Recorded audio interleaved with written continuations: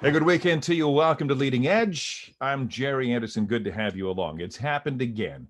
President Donald Trump is impeached in the U.S. House of Representatives, and it happened swiftly, coming just a week after his Trump supporters, riled up by his never-ending yet untrue contention that he won the presidential election, followed his admonition to descend on the nation's capital and fight. And you know all the rest of the tragic and seditious and deadly rest.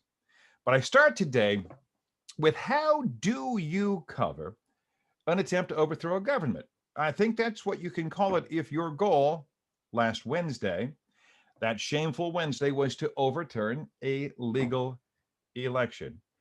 I want to welcome in my first guest, longtime reporter at the Toledo Blade. Nolan Rosenkrans been down there writing news, outstanding reporter for the last 10 years or so. He's also president. Are you still the president, Nolan, of the News Guild?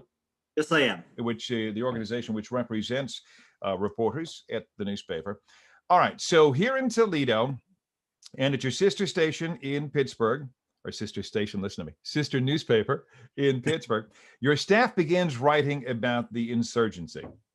Then what happened? Well, throughout that day, and for a lot of us, we learned this the next day. Yeah. There were several edicts that were passed down by management within Block Communications to reporters and copy desks and people on our web desk. And the first thing that we heard about was that web desk staff were directed not to use the terminology Trump supporters or references to Trump in online headlines during the insurrection. Meanwhile, local reporters were working on local reaction pieces, for instance, what was happening to our local representatives during the insurrection. And in that story was when we sort of first noticed that wording was being changed. The lead to the story removed references to Trump and things like that. And then in cut lines, so the captions of photographs and elsewhere in stories, references were inserted to muddy the waters about who was responsible. This was done subtly by adding words like mostly Trump supporters or some Trump supporters.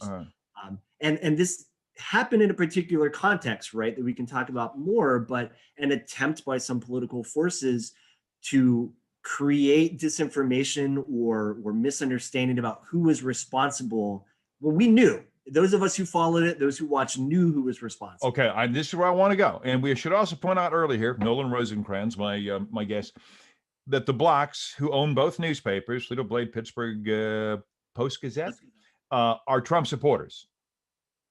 Yes, that is papers very endorse much. Mr. Trump? The papers endorsed Mr. Trump this time, yes. So the journalist's instinct then, when you see what is happening, is that they're either watering down my story at the least or flat out spinning it to change its meaning at the worst. Is that correct? That's correct. And it's also part of the pattern at the Blade. So this wasn't the first time we'd seen something like this. It's hard to make an argument these were innocuous and accidental when they're part of a larger pattern.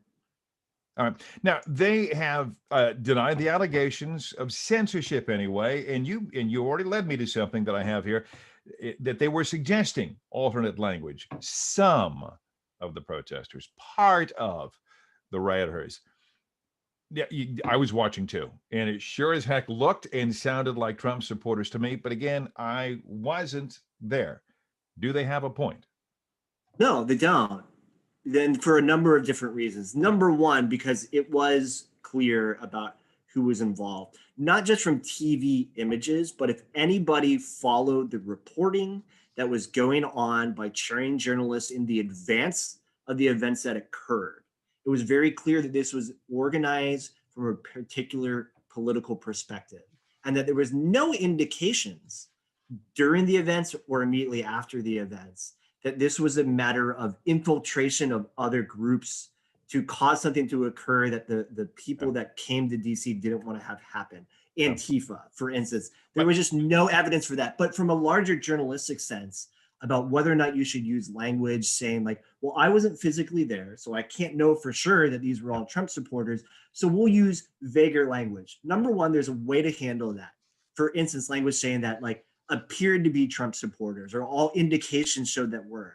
But it's also about maintaining a standard for all stories, There right? you go. You don't pick and choose how you alter language, and that's what happened here. Oh, Nolan, how about this? Because there were right away people on the right-hand side were saying we were infiltrated. It was Antifa. In the president's own words in this video that came out a few hours later, and again, everything was after the fact on that day, we love you. Yep. Oh, okay. So you love the infiltrators. So you love Antifa, who you've always been the voice made them the target of your attacks. No, it was clearly these were Trump supporters. So what'd you guys do in response? I mean, we were reading articles without bylines. I know that. In the industry, that is a big statement. It is a big statement for a couple of different reasons. Yeah. Some of them are specific to Toledo. Number one, it's a message to subscribers themselves.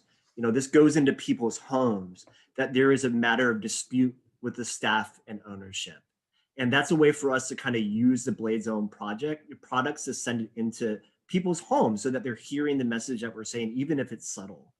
But it's also a big statement specifically in Toledo, because the last time the News Guild did a byline strike in Toledo was about 20 years ago. Wow. And John Robinson Block retaliated against staff by refusing to allow bylines in the paper unless he specifically let them. This hurt people's careers, and it caused a lot of hurt for people that did this. You use byline stories to represent yourselves should you be have an interest in moving on. All right, I need to take a break. Nolan Rosenkrans, it is great to have you on the show. I'm telling you, you feel censored. You know who else, folks, feels censored these days? The president and his supporters on the right. Let's pick it up there, and we will right after this on Leading Edge.